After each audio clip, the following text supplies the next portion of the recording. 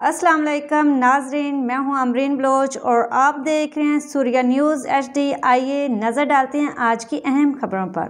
Chairman Ibrahim Hyderi town municipal corporation Nazir Ahmed Bhutto نے کہا ہے کہ صفائی کے نظام میں بہتری وقت کی اہم ضرورت ہے۔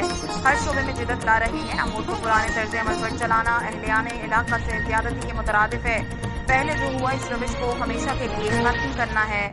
ان خیالات کا اظہار انہوں نے ابراہیم حیدری ٹاؤن کے مختلف یونین کونسلوں میں صفائی کا کام اور واٹر پمپنگ اسٹیشن کا معائنہ کرتے ہوئے کیا۔ اس موقع پر اراکین کونسل سردار اختر یوسف عارفانی، جہانگیر لاشاری، حاجی منصور، نعیم عباسی، حضرت علی گجر، عظیم فیروزانی، سپرنٹنڈنٹ انجینئر SC مرتضی ملک، AEE امان اللہ بھٹی، ابراہیم گل، ڈائریکٹر سینیٹیشن مشتاق مٹو بھی موجود تھے۔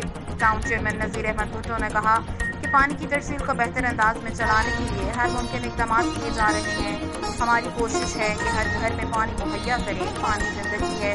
پینے کے لیے پانی کی نئی لائنیں بچھا کر شہریوں کو گھروں میں پانی مہیا کریں گے۔ ٹاؤن چیئرمین نذیر احمد بھٹو نے کہا کہ افسران اپنے اختیارات کو استعمال کریں اور عوام کی فلاح و بہبود کے لیے استعمال کریں، جبکہ اہلیان علاقہ کو ریلیف فراہم کرنے میں جدت سے کام میں مزید بہتری آ رہی ہے۔ ٹاؤن انتظامیہ ایسے اقدامات کر رہی ہے جس کی ماضی میں مثال نہیں ملتی۔ اہلیان علاقہ کو بروقت اور بہتر انداز میں سہولیات کی فراہمی ہمارا نشب العین ہے۔ آج کے لیے اتنا ہی، مزید دیکھتے رہیے سوریہ نیوز HD۔